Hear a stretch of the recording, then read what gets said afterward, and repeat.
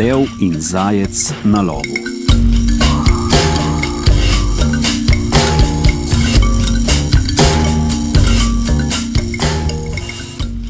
Ljudje pripovedujejo, da je zajca nekoč ujel lev. Hotel ga je požreti, tedaj pa ga je zajec vprašal: Zakaj se ti slina tako cedi iz ust, ko me gledaš? Kaj sprašuješ? Mar nisi iz mesa? Se je začudil lev. Ja, sem, vendar sem majhen in neznaten, je odvrnil zajec. Ko me boš pojedel, boš še lačen. Zakaj ne bi šla raje skupaj na lov in ujela kaj velikega in mastnega? Ti bi lovil, se je zakrohotal lev. Kaj pa sploh lahko tako neznatna žival kot ti ulovi? Pojdiva v vas, kjer živijo ljudje, je predlagal zajec. Če ne bova našla tam nič ustreznega, me lahko požreš. Tako sta se lev in zajec skupaj približala vasi. Lev je kmalu ujel dober plen, debelega mladega vola. Tudi zajec je lovil, vendar ni uplenil drugega kot koščenega garjavega osla, ki se je valjal v prahu na poti. Zajec je seveda zavidal levu njegov lovski uspeh in slina se mu je cedila iz gobčka ob pogledu na levov plen. Toda dejal je: O, lev, kakšno smolo imaš? Zakaj? Se je začudil lev. Tvoj ubogi vol je tako slabo hranjen. Bolje bi bilo, ko bi mene požrl. Lev je sumničavo pogledal svoj plen, nato pa zajca. Ne zdi se mi tako koščen, je dejal. Vsakdo ve, da se debela žival zapraši, ko jo udariš, je dejal zajec. Lev tega ni vedel, vendar se je strinjal. Ja, vsakdo to ve, res. Pobral je palico in udaril vola. Toda nič prahu se ni dvignilo v zrak. Udaril je znova. Spet ni bilo nič prahu.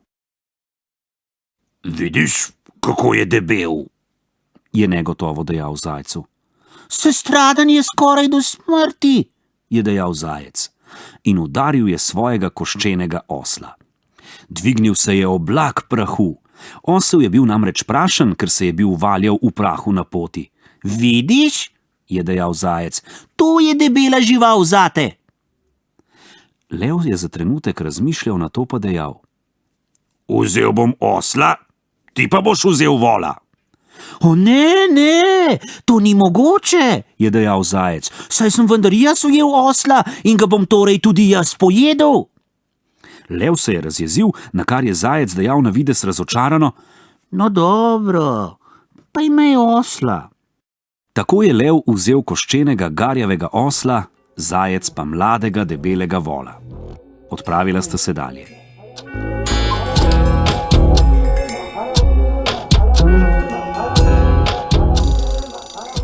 Ob poti je zajec pobral 8 orlovih peres in si jih zataknil za pas, kot nosijo nože. Ko sta se ustavila, da bi se odpočila, je dejal levu: S seboj nosim kar 8 lahkih lovskih nožev. Če bom izgubil enega, mi jih bo še vedno ostalo 7. Toda ti, silni lovec, imaš le enega. Kaj boš storil, če ga boš izgubil? Lev je za trenutek razmišljal, nato pa dejal: Orožje bi moral nositi najmogočnejši med lovci, ne pa najbolj neznaten. Zamenjajva torej. Kaj takega vendar ni mogoče, je dejal zajec. Ker sem tako majhen, potrebujem boljše orožje. Mar se hočeš prepirati z menoj? Je jezno vprašal lev. No dobro, naj bo, no. Tukaj imaš nože, nočem se prepirati s teboj. Dal je levu 8 orlovih peres in vzel levov nož. Odpravila sta se naprej.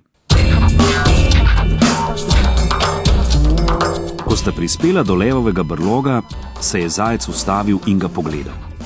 Brlog je imel le en vhod. Zajec je zmajal z glavo in tlesnil z jezikom. Ja, kakor sem si bil mislil. Tvoja hiša je past. Kaj praviš? Se je začudil lev. Le ena vrata imaš, je dejal zajec. Ali se ničesar ne bojiš? Ne bojim se ničesar, kar se premika. je zarjul lev. Ali je sploh kaj, kar me lahko prestraši? Mar se ne bojiš človeka? Človek? A ja, le človeka. Poglej moj dom tam preko, Je dejal zajec. mnogo vhodov ima. Če lovec pride do moje hiše in me išče pri enih vratih, lahko zbežim ven pri drugih. In če vstopi pri drugih, lahko zbežim pri tretjih. Toda če lovec vstopi v tvojo hišo, kam lahko pobegneš? Prav imaš, Se je lev strinjal. nikoli prej nisem razmišljal o tem.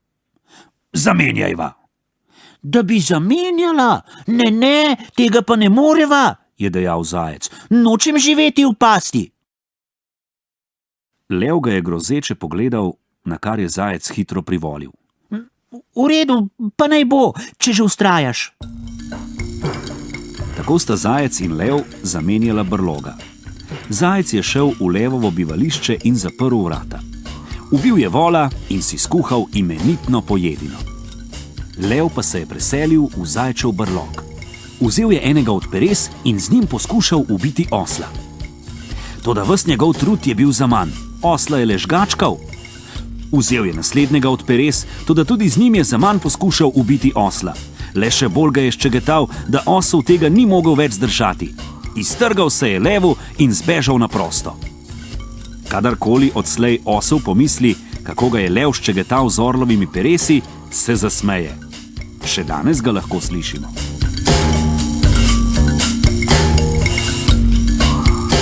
Slišali smo etiopsko pravljico o levu in zajcu na lovu.